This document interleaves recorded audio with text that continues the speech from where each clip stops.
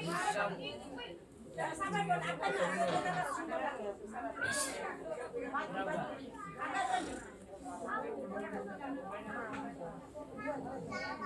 কথা বলা বন্ধ করতে বলুন সবাই গো কথা বন্ধ হলো ডাবলা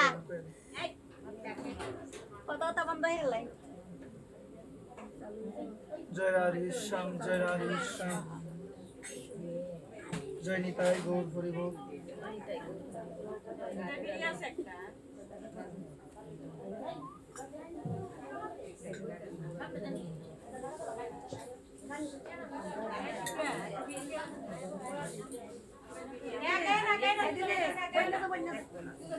জয় রাধেশ্যাম জয় নিতাই জয় গৌর জয় রাধে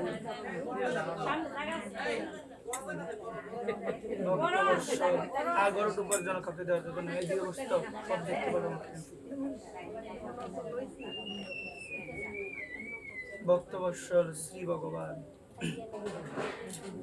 অনাদি আদি গোবিন্দ সর্বকারণের কারণ ভগবান শ্রীকৃষ্ণের মুখনিসৃত বাণী শ্রীমদ্ ভগবত গীতার আঙ্গিকে ভাগবতীয় কথা সুদরস আস্বাদন করার নিমিত্তে আমরা সবাই আজকে সমবেত হয়েছি। জয় নিতাই জয় রাধেশ্যাম জয় রাধেশ্যাম জয় রাধেশ্যাম।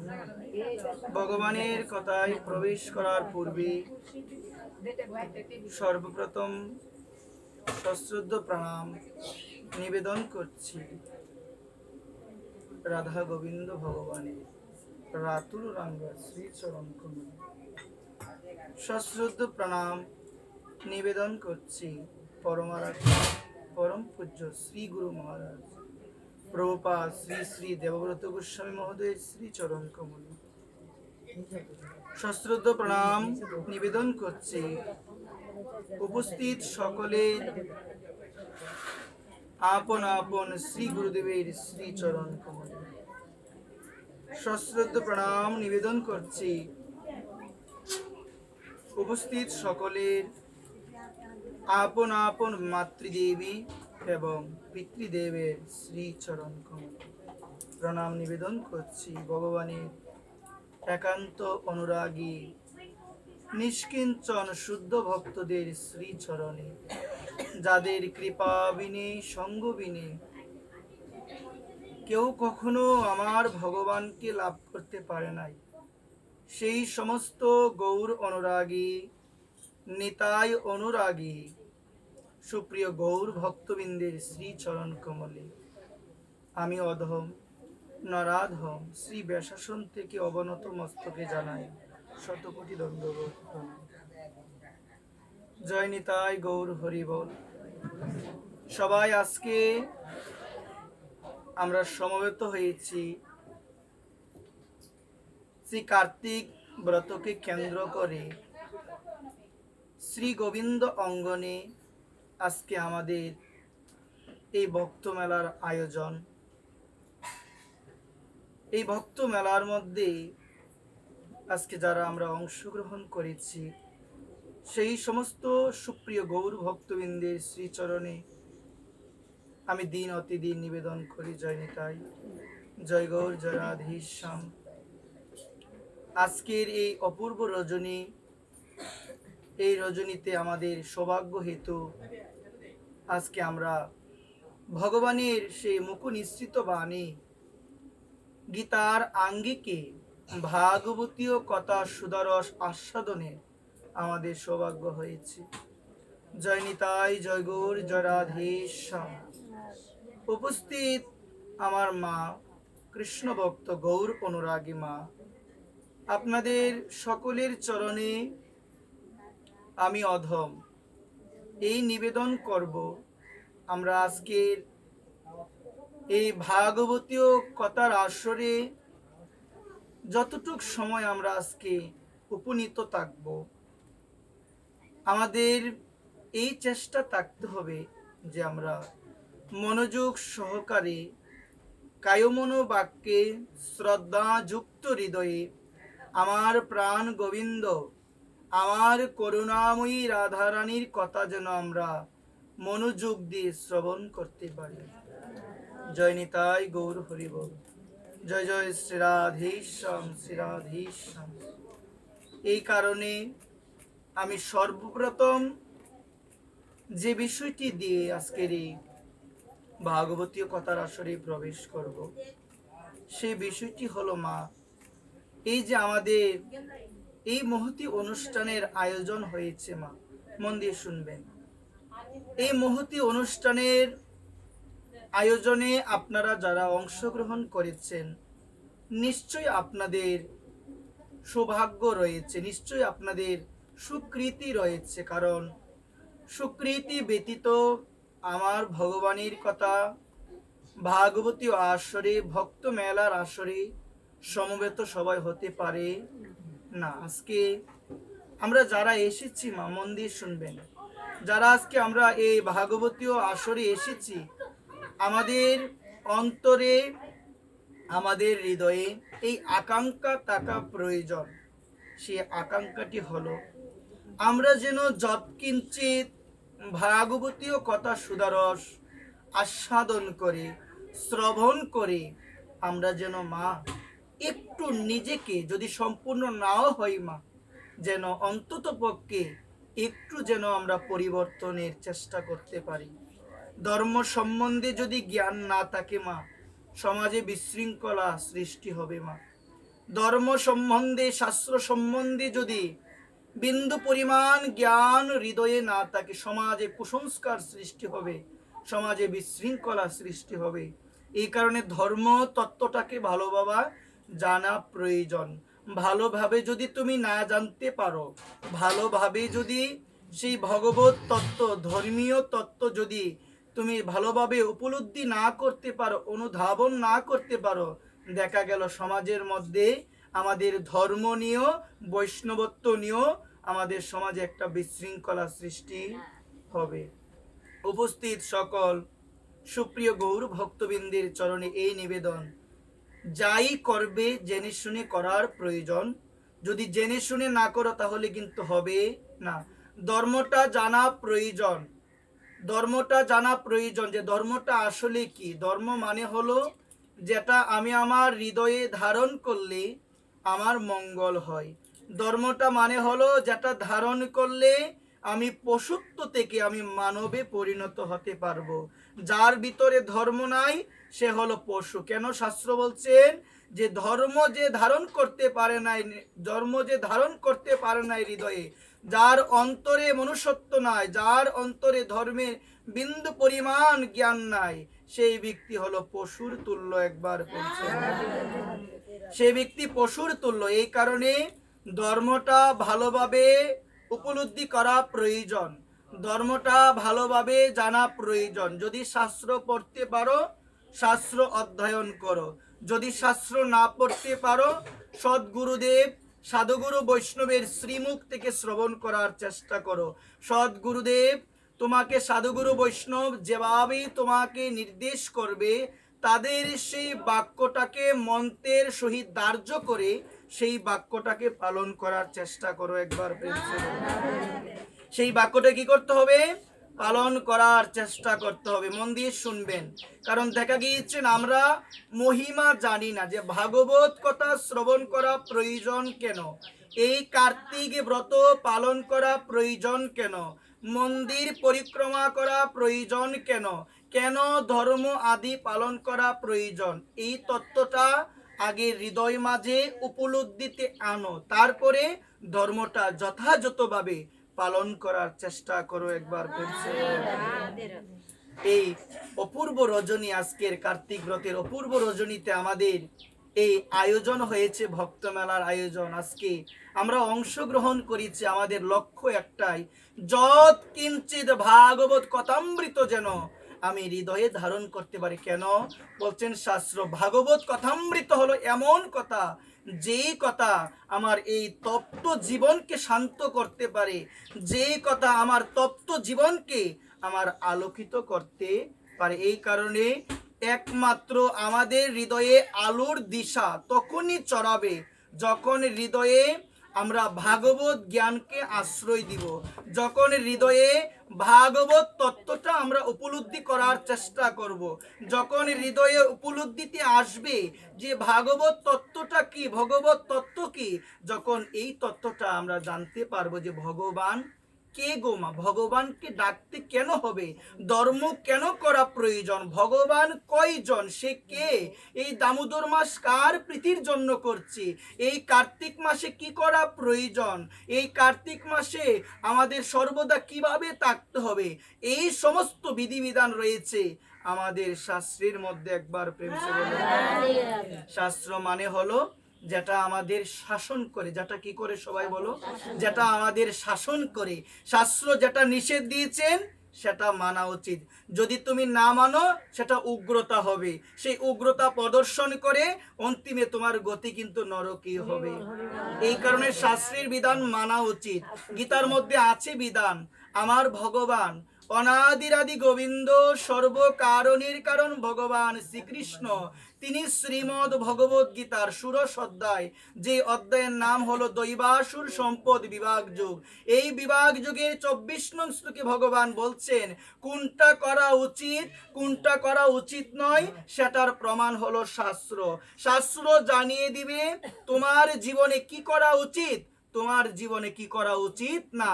তুমি যদি শাস্ত্র না মেনে তুমি যদি উগ্রতা প্রদর্শন করো, তুমি শাস্ত্র মানলে না, শাস্ত্রে বলে এক কথা, তুমি চলো আরেক ভাবে, এটা তোমার পশুত্বের জীবন হবে, মানুষের জীবন হবে না। একবার প্রেম কখনো হবে না। এই কারণে মন দিয়ে শুনবেন, আমাদের এই দুর্লভ মানব জীবন আমরা পেয়েছি মা, একমাত্র উদ্দেশ্যই হলো গোবিন্দকে ভজনা করা, গোবিন্দকে ডাকা। আমি বলি কি, যাই করো মা, যে কোনো কিছুই করো না কেন, জেনে শুনে করার চেষ্টা করবে, যে বোঝার চেষ্টা করবে যে একটা সময় ছিল আমরা করতাম বিভিন্ন জিনিস মা, কিন্তু আমরা জানতাম না এটা আমরা কেন করছি, এটা কেন করা প্রয়োজন মা। মন দিয়ে শুনবেন, শাস্ত্র বলছে মা আমাদের আমাদের এই চিত্তটাকে মা শুদ্ধ করা যায় একমাত্র প্রসাদ গ্রহণের মাধ্যমে। কি গ্রহণের মাধ্যমে? প্রসাদ, রেখে দাও, প্রসাদ গ্রহণের মাধ্যমে একমাত্র মা আমাদের এই চিত্তটাকে শান্ত করা যায়, একমাত্র আমাদের এই দুর্দমনীয় জিহ্বাটাকে শান্ত করা যায়। কি গ্রহণের মাধ্যমে? গীতার মধ্যে ভগবান বলছেন মা, প্রসাদে সর্বদুঃখানাং আনিরস্য উপজায়তে। প্রসাদ গ্রহণ করলে কি হয় গো মা? সর্ব দুঃখ আমার দূরে যায়। প্রসাদ কি গো মা? যেটা ভগবানকে নিবেদন করা হয় সেটা হলো প্রসাদ। মন দিয়ে শুনবেন মা, প্রসাদ কখনো অপবিত্র হয় না। হয় কি মা? মন দিয়ে শুনবেন মা, জানা বিশেষ প্রয়োজন, না জানলে সমাজে গোলমাল সৃষ্টি হবে। জেনে যাও মা, জেনে যাও, অনেক জানা প্রয়োজন মা। আমরা এদিকে যাই না মা, একটু জানবেন মন দিয়ে। মহাপ্রভুর একটা দৃষ্টান্ত দিব, আপনারা বুঝতে পারবেন বিষয়টা আসলে কি। প্রসাদ কখনো অপবিত্র হয় না। মন দিয়ে শুনবেন, প্রসাদ প্রসাদী তাকে যখন ভগবানকে সেটা নিবেদন করা হয় প্রসাদ, সেটা যদি অপবিত্র স্থানেও রাখা হয় প্রসাদ কিন্তু অপবিত্র হবে না। মন দিয়ে শুনবেন, এখন কথাটা একটু জেনে যাও মা, আমি কথাটা বলছি একটু শুনে যাও মা। আমি এই জন্যই বলছি, অজ্ঞানতা মানুষকে আজকে এই জায়গায় নিয়ে যাচ্ছে। আমরা যদি এই তথ্যগুলো জানতে পারি মা, যে আসলে কি এই তত্ত্বটা, দেখবেন আমরা শুদ্ধ হয়ে যাব, আমাদের ব্যবহারটা শুদ্ধ হয়ে যাবে মা। মন দিয়ে শোনো, এক সময় দেখা গিয়েছিল শাস্ত্রের মধ্যে খুব সুন্দর দৃষ্টান্ত, আমার প্রেমের ঠাকুর, আমার কলিযুগ পাবন অবতার শ্রীকৃষ্ণ চৈতন্য মহাপ্রভুর একটা দৃষ্টান্ত যদি আমি এখানে দেই মা, আপনারা লক্ষ্য করতে পারবেন প্রসাদ সেটা কখনো অপবিত্র হবে না, অপবিত্র হবে না। একবার প্রেম সে বলো। এক সময় মা মহাপ্রভুর যে সেবক, যার নাম হলো গোবিন্দ দাস, গোবিন্দ দাস লক্ষ্য করলো মা ড্রেনের পাশে মা প্রসাদ পড়ে আছে। মন দিয়ে শুনে যাও, কিসের পাশে মা? ড্রেনের পাশে। ড্রেন দিয়ে কি যায়? ময়লা আবর্জনা যায়। ওই ড্রেনের পাশে না মা প্রসাদ পড়ে আছে। এখন আমরা কি বলবো জানো মা? এটা অপবিত্র। বলবো না মা এটা আমরা? এটা অপবিত্র মা। মন দিয়ে শুনো মা, আমার মহাপ্রভুর একান্ত কাছের ভক্ত, যার নাম হলো গোবিন্দ দাস, আমার গোবিন্দ দাস যখনই দেখতে পেল মা ড্রেনের পাশে মা প্রসাদ, ভগবানকে নিবেদিত প্রসাদ, সেটা ড্রেনের পাশে পড়ে আছে। আমার মহাপ্রভুকে বলল, প্রভু গো, একজন ভক্ত মনে হয় নিয়েছে প্রসাদ, কিন্তু না গ্রহণ করে, সেই প্রসাদ না পেয়ে সেটাকে ড্রেনের নিকটে ফেলে দিয়ে চলে গিয়েছে। আমার মহাপ্রভু কাছে গিয়ে দেখলো, সত্যি তো ড্রেনের পাশে কি পড়ে আছে গো মা? প্রসাদ পড়ে আছে। তখন আমার মহাপ্রভু কি করলো জানো মা? ড্রেনের কাছে গিয়ে ওই প্রসাদটা মহাপ্রভু হাতে নিয়ে নিজেই গ্রহণ করতে লাগলো। একবার যারা ছিল মা, বন্দি শুনো না মা, যারা ছিল পাশে মা, সবাই অবাক হয়ে গেল। ড্রেনের পাশে প্রসাদ রয়েছে, প্রসাদ পড়ে রয়েছে, কোনো এক ভক্ত সেই প্রসাদ নিয়ে, প্রসাদ না গ্রহণ করে ড্রেনের নিকট রেখে চলে গিয়েছে। আমার মহাপ্রভু সেই প্রসাদ গ্রহণ করেছে। গোবিন্দ দাস আদি যারা ছিল মহাপ্রভুর ভক্ত, মহাপ্রভুকে বলল, প্রভু গো, তুমি এহেন কার্য তুমি কেন করলে? তখন প্রভু বলল, প্রসাদ কখনো অপবিত্র হয় না, সেটা যে জায়গায় থাকে না কেন সেটাই অপবিত্র হয় না। যখন ভগবানকে নিবেদন করা হয়, সে যেই স্পর্শ করুক না কেন, মন দিয়ে শুনে যাও, প্রসাদ কখনো অপবিত্র হবে না, কখনো অপবিত্র হবে না। আমাদের আরাধ্য তো আমার গৌর হরি। আমার গৌর হরি যদি এই শিক্ষা দিয়ে যায়, আমিও তোমাদের চরণে এই নিবেদন করে, জানো, তত্ত্বটা উপলব্ধি করো, এই জিনিসগুলোকে কখনো কঠিন করা যাবে না। একবার প্রেম সে বলো, রাধে রাধে। এটা বর্তমান সময়ে অজ্ঞানতার পরিচয়, আমি এটাই বলবো।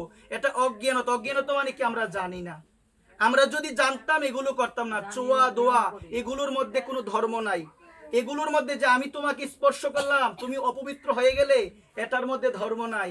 মন দিয়ে শুনবেন, শ্মশানে সবাই সমান, সমান না? শ্মশানে সবাই সমান। তুমি যদি লক্ষ কোটি টাকারও মালিক হও, তোমাকে কিন্তু ওই শ্মশানে নিয়ে যাওয়া হবে। দীন দরিদ্র কাঙ্গাল আমি মা, আমার কিচ্ছু নাই, ঘর বাড়ি টাকা পয়সা কিচ্ছু নাই, আমাকেও কিন্তু ওই শ্মশানে নিয়ে গিয়ে আমাকে পুরাবে। তাহলে আমাকে যখন পুরানো হবে, আমিও কিন্তু এক মুষ্টি চায়েই পরিণত হব। আর লক্ষ কোটি টাকার মালিক, সে, তাকে যদি পুরানো হয়, সে কি সোনাতে পরিণত হবে মা? কিসে পরিণত হবে গো মা? চায়ে পরিণত হবে। আমরা বুঝি না মা এই বিষয়গুলো।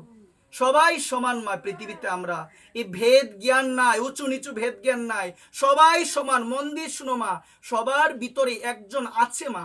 এই জিনিসটা যতদিন পর্যন্ত না মানতে পারবে, সমাজে যতই ধর্ম করো, যতই ভগবানকে বুক দাও, সমাজে এহেন এহেন অহিংসা আমাদের হৃদয় এখনো আসবে না, যতদিন পর্যন্ত আমরা বুঝতে না পারবো যে আমাদের হৃদয় একজন আছে। সবার হৃদয়ে তিনি কে? গীতায় আছে বিধান, ঈশ্বর সর্বভূতানাম হৃদ্দেশে অর্জুন তৃষ্ঠতি ব্রাহ্মণ সর্বভূতানি যন্তরুরানি মায়া। ভগবান বলছেন, অর্জুন, আমি প্রত্যেকটা জীবের এই হৃদয়ে আমি অবস্থান করি। এটা আমরা কি মানি? এই কথাটা এটা আমরা মানি না। আপনারা যদিও বলবেন আমি বিশ্বাস করি না, এটা যদি মানতেন, সমাজের মধ্যে ক্লেশ, সমাজের মধ্যে একে অপরের মধ্যে ঝগড়া, সমাজের মধ্যে কালিমা ভাব, এগুলো আমাদের মধ্যে থাকতো না মা। সাধু হওয়া এত সহজ নয়। সাধুর কোনো শত্রু থাকবে না, সেটা মনের মাধ্যমে হোক, সেটা বাইরের মাধ্যমে হোক, তার কখনো শত্রু থাকবে না। ভাগবতী বলছেন, তিতি কব কারণিকা সুরিদ সর্বদেহিনম অজাত শত্রুব শান্তা সাধব সাধব সালাম। কি বলছে জানো মা? তিতি কব কারণিকা সুরিদ সর্বদেহিনম। যিনি সাধু হবে, তিনি সকল জীবের বন্ধু হবে, তার কোনো শত্রু নাই। এখন তো বর্তমান সময়ে আমাদের মধ্যে বৈষ্ণবত্ব নিয়েও দলাদলি, আমাদের মধ্যে জায়গা নিয়ে তো দলাদলি আছে। বিষয়ী যারা যারা ভগবানকে মানে না, তাদের মধ্যে তো দলাদলি আছেই মা। বৈষ্ণবত্ব নিয়েও দলাদলি। এখন যদি কারো ব্যক্তিগত আচরণ আমার ভালো না লাগে, আমি যদি বলি বৈষ্ণব খারাপ, এটা কখনো বলবেন না মা। শুনে যাও মা। যদি বলো যে বৈষ্ণবরা এত খারাপ কেন, তাহলে কিন্তু মা তোমার দেবাদিদেব মহাদেবের চরণে তোমার অপরাধ হবে, ব্রহ্মার চরণে তোমার অপরাধ হবে, ভক্তবৎসল ভগবানের পরম ভক্ত ধ্রুব মহারাজের চরণে তোমার অপরাধ হবে, প্রহ্লাদ মহারাজের চরণে তোমার অপরাধ হবে। আমার ব্যক্তিগত কথা তোমার ভালো লাগে নাই, তুমি আমার নাম উল্লেখ করে তুমি আমাকে বকবে, বকতে থাকো তুমি আমাকে। কিন্তু তুমি যদি এখানে বৈষ্ণব জাতিকে উল্লেখ করে দাও, তোমার সমস্ত জীবনের পুণ্য নষ্ট হয়ে যাবে। তুমি জানো না বৈষ্ণবকে, তুমি হয়তোবা এই দিকের মানুষকে দেখে তুমি বিচার করো বৈষ্ণবকে। তুমি যদি বৃন্দাবনে যাও, তুমি যদি নবদ্বীপে যাও, তুমি যদি নীলাচল ধামে যাও, তুমি যদি মহারাষ্ট্রে যাও, তুমি বুঝবে যে বৈষ্ণব আসলে কে। তুমি জেনে যাবে তাদের হৃদয়ে এতটুক দীনতা, বিন্দু পরিমাণ তাদের হৃদয়ে কোনো অহংকার নাই। কারণ যারা বড় হতে চায় তারা বড়ত্ব প্রকাশ করে না, তারা ছোট হয়ে থাকে, জনসাধারণই তাদেরকে বড় করে তুলে। একবার এখন আমরা কি করি জানো মা, আমরা নিজেই বড় হতে চাই। এটা হচ্ছে আমাদের বড় সমস্যা। কখনো বড় হতে চাওয়া যাবে না, সর্বদা এই মস্তক সাধুগুরু বৈষ্ণবের চরণে নিবেদন। এখন তো বলে আমি বৈষ্ণব, বলে না মা? শাস্ত্র বলছে মা, কেউ যদি বলে আমি বৈষ্ণব, তার বৈষ্ণবত্ব নষ্ট। এখানেও অহংকার। আমি, শুনেন না মনোযোগ দিয়ে, আমি বৈষ্ণব, এদিকে কথা হচ্ছে কিন্তু, আমি বৈষ্ণব। এখানে কি হবে মা? আমি বৈষ্ণব মানে আমিত্ব প্রকাশ। আমিত্ব প্রকাশ। ভক্ত কেমন হয় মন দিয়ে শুনেন। নবদ্বীপের মধ্যে একজন ভক্ত ছিল মা, যে ভক্ত আমার ভগবানকে ছাড়া কিছুই বুঝতো না মা। এত দীনতা ছিল মা, সাধুগুরু বৈষ্ণব দেখলেই মা একদম সোজা হয়ে দণ্ডবোধ প্রণাম। সাধু কে গো মা, এটা জানা বিশেষভাবে প্রয়োজন। সাধু হলো যার মনটা নরম মা, যার মনের মধ্যে হিংসা নেই, অন্যের দোষ দেখে না। এটা আমি লক্ষ কোটি এবার বললো, সাধুরা দোষই দেখে। সাধারণ জন সমস্ত দেখবে, সাধুরাই দোষ দেখে মা। লক্ষ কোটি বার বললো এটা হচ্ছে, আপনি দোষ দেখেন, অথচ আপনি বলেন আমি সাধু। কিন্তু এই শাস্ত্র বলছেন যারা সাধু হবে তারা অন্যের দোষ কখনো দেখবে না, সর্বদা নিজের দোষ দেখবে। এটা আমরা দেখি মা বর্তমান সময়ে। আমরা কার দোষ দেখি বলেন না? কার দোষ দেখি? পরের দোষ দেখেন আপনার সবাই। একবার তাহলে তো জগতের সবাই আমরা মোহত হয়ে যাবো। রাধে রাধে। এটা মানা প্রয়োজন মা। আমরা নিজের দোষ দেখি না, আমরা সর্বদা অন্যের দোষটাই দেখি। একজনের কথা শুনে আমরা অনেক সময় দেখবেন, একজনের কথা শুনে মানে এক পক্ষের কথা শুনে আমরা বিচার করি না, করি কি না? আপনি যখন দেখুন, আমাদের সব থেকে বড় ভুল এটা আমার মনে হয় কি, এক পক্ষের কথা শুনে আমরা তার নামও বিভিন্ন ধরনের কথা বলি। এটাও এক ধরনের অপরাধ না। আমার মনে হয় কি মা, মন দিয়ে শুনবেন, সাধু হওয়া এত সহজ নয়। সাধু হতে গেলে এই হৃদয়টাকে আগে পরিবর্তন করা প্রয়োজন। হৃদয়ের মধ্যে কারো প্রতি কোনো শত্রুতা ভাবাপন্ন মনোভাব থাকবে না। সমাজে চলতে গেলে ঝগড়া হয়, বিভিন্ন কিছু হয়, কিন্তু যিনি সাধু হবে, যিনি বৈষ্ণব হবে, মনের মধ্যে এই সমস্ত দেশ রাখবে না। কারণ আমার পূজ্যপাদ বিনোদ বাবা তিনি বলছেন মা, পৃথিবীতে সৃষ্ট যত জীব আছে, এই জীবের কোন জীবের প্রতিও যদি বিন্দু পরিমাণ হিংসা তোমার ভিতরে থাকে, তুমি কোনোদিন বৈষ্ণব হতে পারবে না। একবার কথাটা কি বললাম আপনারা একটু শোনান আমাকে, বলেন আওয়াজ দিয়ে, কি বললাম কথাটা এখন আমি? আপনারা কি শুনেন না আমার কথাটা মা? বৈষ্ণবকে এটা জেনে যান মা। আমি তো বলেই যাই, প্রতিদিনই বলছি, আজকে বেশি বলবো না। আজকে এখানে কয়েকটা কথাই বলবো, যেগুলো ভুল হয় আমি এগুলোই বলবো আজকে। যেগুলো ভুল হচ্ছে, কাহিনী তো আমরা প্রতিদিনই বলে যাই, শুনতে বড়ই ভালো লাগে, কিন্তু আচার আচরণের কোনো পরিবর্তন আমাদের নাই মা। আচার আচরণের কোনো পরিবর্তন নাই মা। এটা জানা প্রয়োজন মা, বিশেষভাবে এটা আমাদের জানা প্রয়োজন। যেমন গতকাল গেল আমাদের এখানে অনুষ্ঠান গেল না মা, অনুষ্ঠান গেল মা। তো আমাদের একটা বিষয় জানা প্রয়োজন। আমি কিছু আমার বোনকে পাঠালাম সাজানোর জন্য। দেখবেন, মন দিয়ে শুনবেন কথাটা, না জানলেই সমস্যা হয়। আমি অনেককে বলেছিলাম প্রবেশ করবেন না, প্রবেশ করবেন না। অনেকে মনে হয় কষ্ট পেয়েছেন, আমাকে ক্ষমা করবেন। কেন বললাম শুনেন, আমি যখন তাদের বললাম, তাদেরকে বলে দিলাম একটু দূরে সাজাবে। ভগবানের যেহেতু মন্দির প্রতিষ্ঠিত থাকলে আমরা তো ভিতরে যেতামই না, ভগবানের অঙ্গে তাপ লাগবে, সবাই গিয়ে দেখি ভিতরে ঢুকে যায়, কেউ আর কথা শুনে না। ভিতরে কি আপনি বাইরে থেকে তো দেখাতে পারেন, আপনি ভিতরে যান। আপনি চিন্তা করলেন না ভগবান আছে, বিশ্বাসে গেলাম, এখন ভগবানের দিকে আমি ভিতরে গর্ভমন্দিরে প্রবেশ করলাম, গর্ভমন্দিরে প্রণাম করা যাবে না, গর্ভমন্দিরে গিয়ে প্রদীপ ভগবানের সম্মুখে দিলাম, চিন্তা নাই তাপ লাগে কিনা। তাহলে কিরকম বিশ্বাসে আমরা এগুলো করি? হ্যাঁ, আপনি হয়তো বা আমাকে বলবেন যে চয়ন আমাকে দেই না, আমি অনেককে নিষেধ দিয়েছিলাম, বলেছি যে মা যেও না, কিন্তু আমার বলার উদ্দেশ্য আছে মা। আমার কথা হচ্ছে কি, আমরা যদি একজন প্রবেশ করি, দেখবেন অনুষ্ঠানটা দেখবেন একদম সে সবাই যেতে চাইবে। এটার মধ্যে একটা বিশৃঙ্খলতা হয়েছে, সাজাতে পারি নাই কিচ্ছু, সাজাতে কিচ্ছু পারি না, মনের আকাঙ্ক্ষাটাই হয় নাই। এখানে সকল ভক্ত চরণে আমি অধম, আমি দিন অতিদিন এই নিবেদন করি মা, আমাদের জানা প্রয়োজন মা, না জানলে কিচ্ছু হবে না মা। মন দিয়ে শুনবেন, ভগবানের প্রতি যদি সেই পরিমাণ অনুভব, সেই পরিমাণ প্রেম ভাব আমার না থাকে মা, আমার কিচ্ছু হবে না একবার প্রেম সে রাধে রাধে। এই কারণে মা ভগবানকে পেয়েছে মা, ভগবানকে পাই নাই মা, সেটা লোকের কাছে গিয়ে বলতে হয় না মা। চোখ দেখলে বোঝা যায় কে ভগবান পেয়েছে, কে ভগবান পাই না। এখন আমি বর্তমান সময়ে অনেকের চোখের তাকানিও দেখি অন্যরকম, চোখের তাকানির মধ্যে বোঝা যায় কার চোখে হিংসা আছে।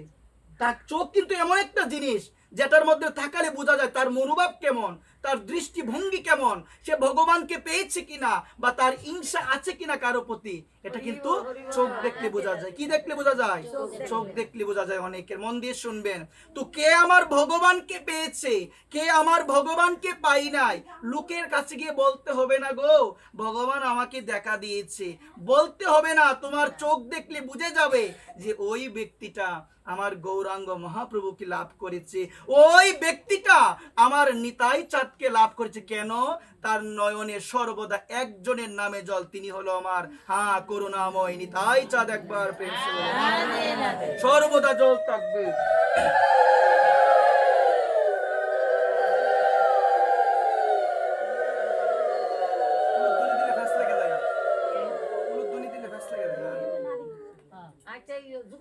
শ্রীপাদ রামদাস বাবার একটা দৃষ্টান্ত দিয়ে আমি, মন দিয়ে শোনো মা।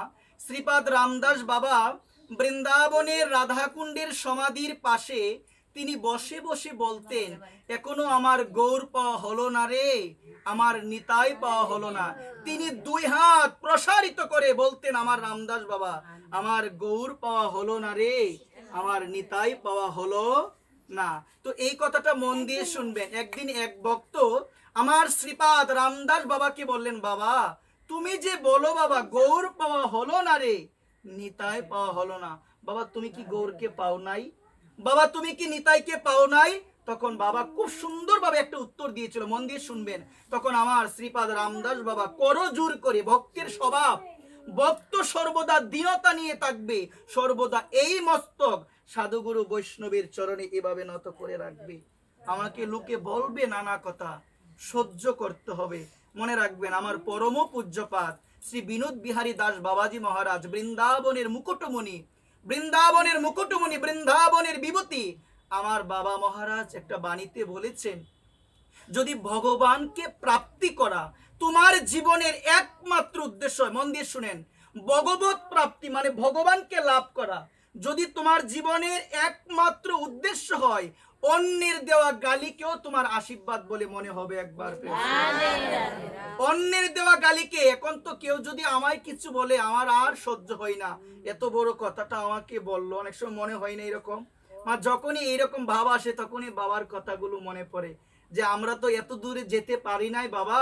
বাবা তুমি বলছো যদি ভগবানকে প্রাপ্তি করা জীবনের উদ্দেশ্য হয়, অন্যের দেওয়া গালি, অন্যের নিন্দা করা, সমালোচনা করা, এগুলো আমার মঙ্গল এই ভেবে রাধারানী, আমার শুধু একটাই কামনা রাধারানী, তোমার চরণে জীবনে বিপত্তি, জীবনে বাধা, জীবনে সংকট, নানান ধরনের কঠিন পরিস্থিতি আসবে, জীবনে আসবে, কিন্তু আমার এই কামনা জীবনে চলার পথে যিনি আমাদের রক্ষা করছেন, যিনি আছেন আমাদের সাথে, ভগবান আমি যেন কোনো পরিস্থিতিতে তোমায় ভুলে না যাই। একবার এটা প্রার্থনা করা বিশেষ প্রয়োজন, ভগবানকে যেন না ভুলে যায়।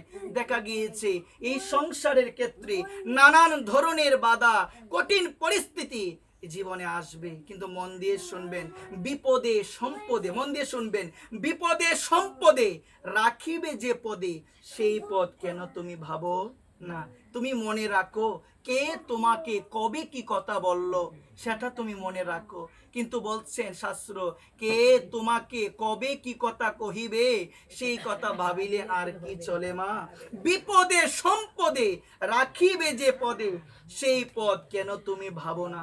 যিনি রক্ষা করছেন, যিনি আছেন, আমার করণীয় হলো তাকে ভাবা মা। মা শ্রী শ্রী অনুকূল ঠাকুর তার একটা বাণীতে বলছেন, ভাবছো বসে চলবে কিসে, ভাববার তুমি কে, বাবার যিনি ভাবছেন তিনি, তুমি ভাবো তাকে। আমাদের কামনা হলো, আমাদের একটাই নিবেদন, প্রভু গো তোমার চরণে, প্রভু সর্বদা যেন মনমনা ভব প্রভু, সর্বদা তৎস্মাৎ সর্বেষু কালেষু মাম অনুস্মর যুদ্ধ, সর্বদা ময়িব্য মন আদ্যস্য ময়ি বুদ্ধি নিবেশয়াং নিবেশস্যি ময়িব্য অত ঊর্ধ্বঙ্গ সংশয়, মন প্রভু তোমার চরণে সমাহিত করে প্রভু গো সর্বক্ষণ সর্বদা যেন হৃদয়ে তোমার চিন্তা হয় প্রভু, একবার তোমার চিন্তা হয়। ভগবানকে পেতে গেলে এগুলো বিশেষ প্রয়োজন মা, মন দিয়ে শুনবেন। ভগবানকে প্রাপ্তি করা যদি জীবনের পরম উদ্দেশ্য হয় মা, এখনো সময় আছে মা। অহংকারকে দূরে সরাও, রূপ গৌরব এই সমস্ত অহংকার ত্যাগ করো, সুন্দর বেশি অন্য মানুষকে দেখে উপহাস করো।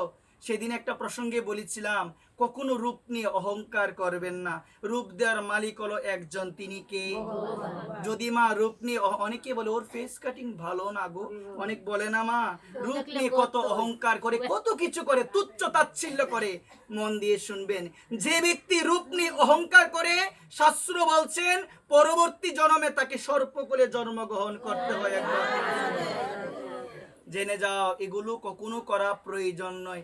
তুমি আজকে সুন্দর বলে তুমি অহংকার করো, কিন্তু শাস্ত্রে পদকর্তাগণ জানিয়ে দিয়েছেন রূপের গৌরব কেন করো ভাই, এই অঙ্গ শীতল হবে, চিতার আগুনে তুমি পুড়ে হবে চান। আহা কি অহংকার, কি বড়াই, আমি অত সুন্দর, আমাকে সবাই পছন্দ করে, আমাকে সবাই আমার রূপের মহিমা বর্ণন করে, সবাই সবার কাছে বলে যে অমুক ব্যক্তিটা অনেক সুন্দর, আমিও গর্বে গর্বান্বিত হয়ে বলি আমার মতো সুন্দর আর কেউ, এর থেকে বড় বড় কিছু আর হতে পারে মা? এই অহংকারী হলো মা আমাদের বিনাশের একমাত্র কারণ। একবার প্রেম সে বলো, একমাত্র কারণ। অহংকার করার কিছু নাই মা। বৃন্দাবনের মধ্যে একজন মহৎ সাধুর একটা দৃষ্টান্ত দিই, মন দিয়ে শুনবেন মা। বৃন্দাবনে আমার এক সিদ্ধ বাবা ছিল মা, যার নাম হলো জগদীশ বাবা। নামটা কি সবাই বলো মা? মহৎ চরিত্র শুনলে, মহৎ ভক্ত প্রসঙ্গ শুনলে আমাদের হৃদয়টা মা শান্ত হয়, আমাদের এই তত্ত্ব জীবন, আমাদের এই তত্ত্ব জীবন শান্ত হয়। এই কারণে মহৎ চরিত্র শোনা প্রয়োজন মা। বৃন্দাবনে এক মহৎ, যার নাম হলো সিদ্ধ জগদীশ বাবা। জগদীশ বাবা বৃন্দাবনী থেকে নিষ্ঠা সহকারে, সর্বদা অনন্য ভক্তি সহকারে প্রভুর ভজন করতেন, প্রভুকে ডাকতেন মা। এই বৃন্দাবনে মা একদিন কি হলো, মন দিয়ে শুনবেন। ধনী পরিবারের এক মেয়ে, অনেক সুন্দর দেখতে মা, অনেক বিশাল সুন্দর। সে গিয়েছে বাবার কাছে, সন্ধ্যা যখন হয়েছে, বাবা ভজন করছে তো, বাবার কাছে গিয়ে সেই সুন্দরী মা আমার মাথা নত করে প্রণাম করেছে। বাবা বলল, মা গো কে তুমি? বলছে, বাবা আমি অধম বাবা, আমি হত দরিদ্র বাবা, আমি এসেছি আপনার দুয়ারে, আপনার চরণে এসেছি বাবা, আপনি কৃপা করে আমার মতো পতিতকে, অধমকে আপনি দীক্ষা দান করুন। একবার প্রেম সে বলো। বাবা বলছে, মারে দেখতে এত সুন্দর মা, তুই সংসার করবি, তুই এসেছিস বৃন্দাবনে, তোর ভজন হবে না মা, তুই চলে যা মা, তুই চলে গিয়ে তুই বৃন্দাবনে ভজন কর। কিন্তু গুরুদেব বলছেন, সাধু বলছেন, সাধুর মুখে মুখে আর কিছু বলে নাই, কিন্তু মনে মনে ভাবলো, বাবা সব কিছু ত্যাগ করে চলে এসেছি প্রভুকে ভজন করার জন্য, কারণ বৃন্দাবনে যে আসে না মা, তার জীবনে আর কোনো অভাব থাকে না। বৃন্দাবনে যে চলে আসে একবার মা, তার জীবনে অভাব থাকে না মা। বৃন্দাবনে তো আমিও যাই, কিন্তু আমি ভাবি সেখানে গিয়ে বৃন্দাবনের ভূমিও মনে হয় চাতল পাড়ের মতোই ভূমি। আমি ভাবি যমুনা মহারানীও মনে হলো চাতল পাড়ের মেঘনা নদীর মতোই। এইরকম জ্ঞানে বৃন্দাবন দর্শন করলে কোনো লাভ হবে? বৃন্দাবন ভূমি হলো সাক্ষাৎ, সাক্ষাৎ ভূমি, যে ভূমির মধ্যে আমার প্রাণ গোবিন্দ আমার করুণাময়ী রাধারানীর সঙ্গে লীলাবিলাস করেছেন। ওই বৃন্দাবনের দুলির মধ্যে এখনো আমার গোবিন্দের চরণ রজ রয়েছে। এই কারণে ভক্তরা যায় বৃন্দাবনে গিয়ে ওই রজের মধ্যে গড়াগড়ি দেয় এবং মনে এই বিশ্বাস, এখানে আছে আমার ভগবান, আমার প্রাণ গোবিন্দের চরণ ধুলি। বলো না গো রাধে রাধে, চরণ ধুলি। আজকে সাধু বাবা বলছে, মা তুমি এত রাখবে না মা, তুমি এত সুন্দর, তুমি দেখতে এত সুন্দর মা, তুমি কেন এসেছো মা? তুমি চলে যাও, তুমি গিয়ে সংসার করে, তোমার ভজন হবে না মা, লোকে দেখলে তোমার প্রতি আকৃষ্ট হয়ে যাবে। দেখো শুনো মন দিয়ে, তুমি সুন্দর, তোমার প্রতি আকৃষ্ট হয়ে যাবে, তোমার ভজন হবে না মা, তুমি চলে যাও। চিন্তা করলো মনে মনে, যে রূপের জন্য আজকে সাধু বাবা তার চরণে আমাকে আশ্রয় দিল না, সেই রূপ আমি আর রাখবো না। যে রূপ আমার বজনের ক্ষেত্রে বাধা হয়ে দাঁড়ালো, সেই রূপ রেখে আমি কি করব? সেই রূপ দিয়ে কি হবে? যে রূপ নিয়ে আমি গোবিন্দের চরণে মাথাটা নত করতে পারলাম না, সেই টাকা দিয়ে কি হবে? যে টাকা ভক্ত বৈষ্ণবের সেবায় আমি লাগাতে পারলাম না, সেই বল দিয়ে কি হবে? যেই বল দিয়ে বৈষ্ণব সেবা, যে বল দিয়ে মন্দির চর্চা, মন্দির সেবা, মন্দিরে ঝাড়ু সেবা করতে পারলাম না, সেই বল দিয়ে আমার কি হবে? কোথায় যাবে গো সেই বল?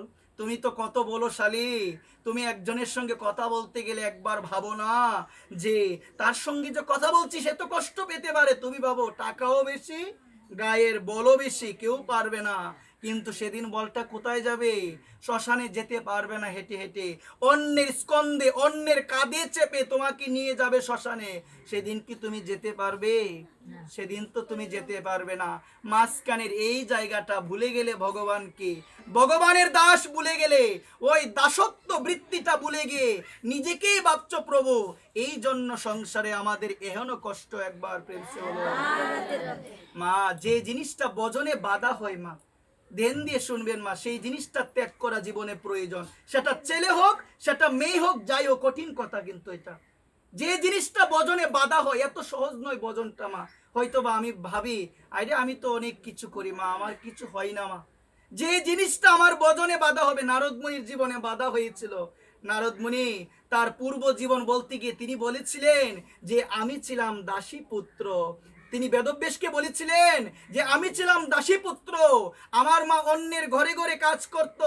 এক সময় কিছু সাধু এসেছিল, যে ব্রাহ্মণের ঘরে আমার মা কাজ করত। সেই ব্রাহ্মণের ঘরে এক সময় চাতুর্মাস্য ব্রত পালন করতে গিয়ে কিছু সাধু এসেছিল।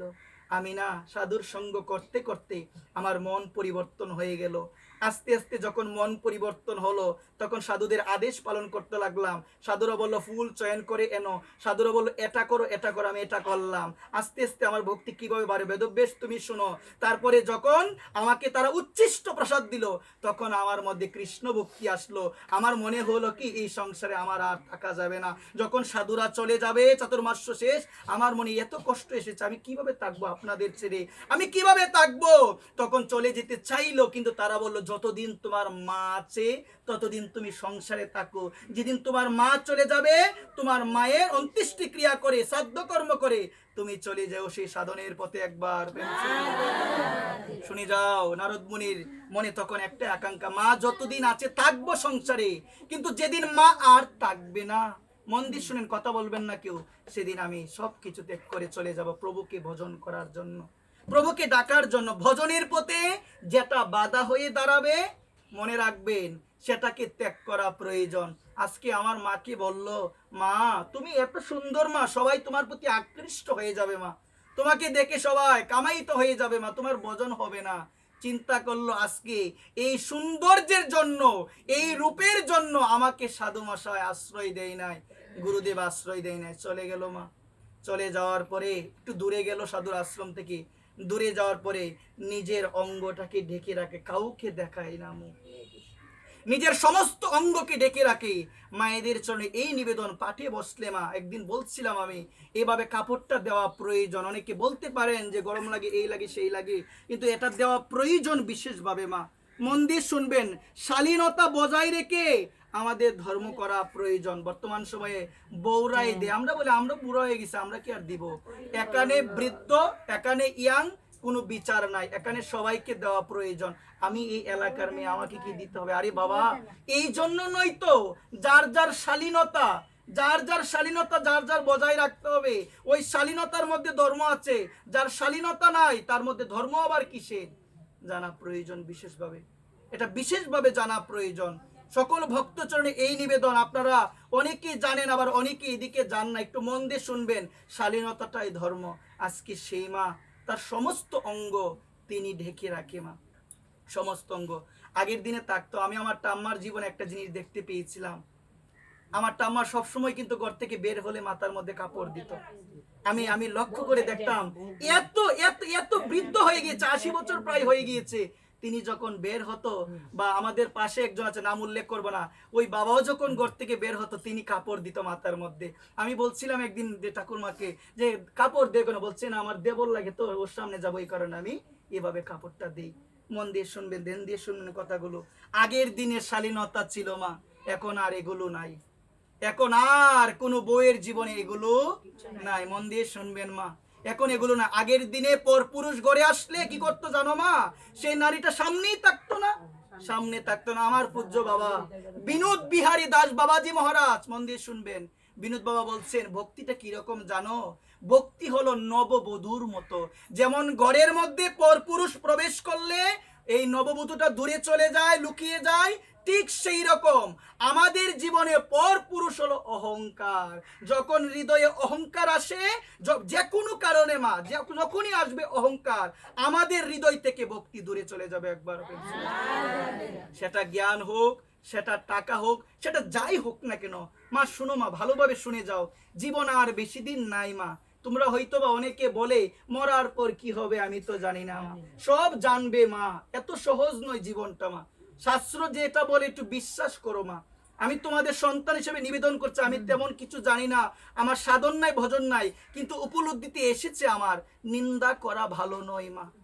মা একটা বিষয় কি তোমরা জানো, যে দুইজন বসে নিন্দা করে আরেকজনের, তুমি এখান থেকে উঠে যাও, দেখবে তোমার নামও নিন্দা শুরু হবে, হয় কি না? হয় মা। নিন্দা জিনিসটা ভালো নয় মা, এটা ভজনকে নষ্ট করে দেয়, এটা ভক্তিকে নষ্ট করে দেয়। এমনও মানুষ আছে এত হিংসা বেশি মা, সামান্য পরিমাণ দোষ পেলে এটা নিয়ে আলোচনা, এটা নিয়ে নিন্দা, এটা নিয়ে সমালোচনা। ভক্তি মা, এই ভক্তির মাধ্যমে ভগবান প্রাপ্তি সম্ভব নয় যদি নিন্দা সমালোচনা যদি হৃদয় থেকে দূরে সরাতে না পারি। কথা শুনছেন মনোযোগ দিয়ে আপনারা? বলেন তো আমি কি বললাম এখন, আওয়াজ দিয়ে বলেন, পিছনে আওয়াজ নাই, আসলে হবে না, এসে উড়িয়ে দিলেও হবে না, জানা প্রয়োজন। হয়তোবা আপনারা হাসি পেতে পারে মা, কিন্তু কথাগুলো কিন্তু উচ্চ স্তরের কথা, এগুলো আমরা ত্যাগ করতে পারি না। হয়তোবা তিলক দিলাম, ও কত কিছু করলাম, দামোদর মাস করলাম, স্নান করলাম, মন্দির পরিক্রমা দিলাম, রাস পূর্ণিমার মধ্যে রাশেশ্বর ভগবানকে সাজালাম, রাশেশ্বরীকে সাজালাম, কিন্তু এগুলোর দিকে এগোতে পারলাম না। এক মহিলা 2-3 জন একসঙ্গে থাকলে নিন্দা করেই করে, সমালোচনা করেই করে, করে কিনা সবাই বলেন? আমি ভুল বলছি? একবার প্রেম সে বলো। আমি যতই এখানে বসে বলি নিন্দা করবেন না, কিন্তু আমি জানি, আমি বুঝি 2-3 জন মহিলা একসঙ্গে থাকলে তারা অন্যের নামে নিন্দা না করে থাকতে পারবে না। পুরুষরা তো করবে, পুরুষরা ব্যস্ত, মহিলারা ব্যস্ত না বেশি। আমি সকল ভক্ত চরণে এই নিবেদন করি, কষ্ট পাবেন না কেউ, জানা প্রয়োজন মা, বিশেষভাবে জানা প্রয়োজন মা, মন দিয়ে শুনবেন। তো এই জায়গার মধ্যে যে বিষয়টা আমি বলছিলাম, সেই চিন্তা করলো, কি চিন্তা করলো, এই রূপে যদি আমার ভজনের বাধা হয়ে দাঁড়ায়, এই রূপ রেখে আমি কি করব, যে রূপ দিয়ে ভগবানের ভজন হবে না। কারণ জীবন পেয়েছি ভগবানকে ডাকার জন্য। সকালে উঠে প্রথম কাজ ভগবানের সেবা, অনেক আছে সকালে উঠে আগে চার সেবা করে পরে ভগবানের সেবা, এটা অজ্ঞানতা, এটা ত্যাগ করা প্রয়োজন। ভগবানের সেবা আগে দিতে হবে, ভগবানকে, এটাই তো তুমি এখনো জানো না, এই কারণে জানা প্রয়োজন। ভগবান হলো শরীর, গীতায় বলছেন ভগবান, গীতায় 5ম অধ্যায় কর্ম সন্ন্যাস যুগের 29 নং শ্লোকে ভগবান বলছেন, ভুক্তারাং যজ্ঞত উপাসনং সর্বলোক মহেশ্বরম সুহৃদং সর্বভূতানাম জ্ঞাতা মাম শান্তি মিচ্ছতি। সেই শান্তি লাভ করতে পারে, টাকা শান্তি দিতে পারে না, ঘর বাড়ি শান্তি দিতে পারে না, জায়গা নাই, জায়গা হলে যে শান্তি পাবে দিতে পারে না, জায়গা হলে ছেলের বিয়ে দিবে। এখন ভালো আছে, কলিযুগের সংসার, কলিযুগের সংসার, মনে আল্লাহ ছেলেকে বিয়ে করাবে, টিকবে না আল্লাহ বেশি দিন। যদি ভাগ্য ভালো থাকে টিকবে, কি আল্লাহ করে বলো ছেলেটাকে বিয়ে করাবো গো। মনে রাখো এখন ভালোই আছো, আমি বলি কি ভাগবতে আছে বিধান, কলিযুগের ছেলে মেয়ের মা বাবা হলো বিয়ে করার পর শ্বশুর শাশুড়ি। আমার পূজ্য গুরু মহারাজ, আমার গুরু মহারাজ উনি বলেন, শ্বশুর গুরু মাথা গুরু, তার চেয়ে অধিক গুরু তাকে আমার পিছনে। কে গো সে? সে মা, সে বউ। যা বলে তাই আমরা শুনি, যা বলে তাই শুনে। বিয়ে করার পরে আমরা কি করি জানো মা, আমরা বিয়ে করার পরে আমাদের আপন হয়ে যায় শ্বশুর শাশুড়ি, হয়ে যায় না? হয়ে যায় মা, শ্বশুর শাশুড়ি আপন হয়ে যায়। কিন্তু যে পরিবারে এগুলো হয় না তাদের ভাগ্য অনেক ভালো, অনেক ভালো। কিন্তু বর্তমান সময়ে এখন সবাই আমরা অন্ধকারের দিকে দাবিত। এত আহ্লাদ করিয়েন না, ভগবানের কাছে প্রার্থনা করবেন। ছেলের বউ যদি আসে যেন, ভগবান তুমি একটা ভালো বউ পাঠিও। সুন্দর দেখে কি হবে, এখন তো বর্তমানে ফেস কাটিং না হলে বিয়ে করতাম না, বলে না অনেকে। ভালো গুণ দেখবেন, এটা আমি এখান থেকে বলতে পারি। ভালো গুণ খুবই কম মানুষ দেখে এখন। এখন দেখবে টাকা পয়সা, এখন কি দেখবে গো, এখন দেখবে কি দেখবে জানো, যে মেয়েটা সুন্দর কি না। একবার প্রেম সে বলো, সুন্দর দিয়ে কি হবে গো, সুন্দর দিয়ে কি হবে যদি আচরণ না থাকে। যিনি আমার শ্বশুর তিনি শ্বশুর নয়, তিনি আমার বাবা। তিনি কে, তিনি হচ্ছে আমার বাবা। আমার বাবাকে যতটুকু সম্মান করেছি তাকেও ততটুকু সম্মান করা প্রয়োজন। এই শিক্ষাটা কোথা থেকে আসবে, পরিবার থেকে। বর্তমানে পরিবারে কি হয় জানেন, মেয়েকে কোনো শিক্ষাই দেওয়া হয় না। পড়ালেখা করে একদম আবার চলে যায়, রান্নাও পারে না, কিচ্ছু পারে না, গিয়ে দেখা যাচ্ছে গিয়ে একটা সমস্যার সৃষ্টি হচ্ছে কিনা সবাই বলেন, হচ্ছে। এই কারণে সকল ভক্ত চরণে আমি অধম নিবেদন করে বলবো, আমাদের সংসারটা যারা আমরা আছি, আমাদের চেষ্টা থাকবে সংসারেও থাকবো, মনে প্রাণে আমার গোবিন্দকে ডাকবো। একবার প্রেম সে মনে প্রাণে গোবিন্দকে ডাকবো। আজকে সেই মা কথা শেষ করে দিব। আজকে সেই মা, মন দিয়ে শুনেন একটু। আজকে সেই মা বললো এই রূপটা আমি আর রাখবো না।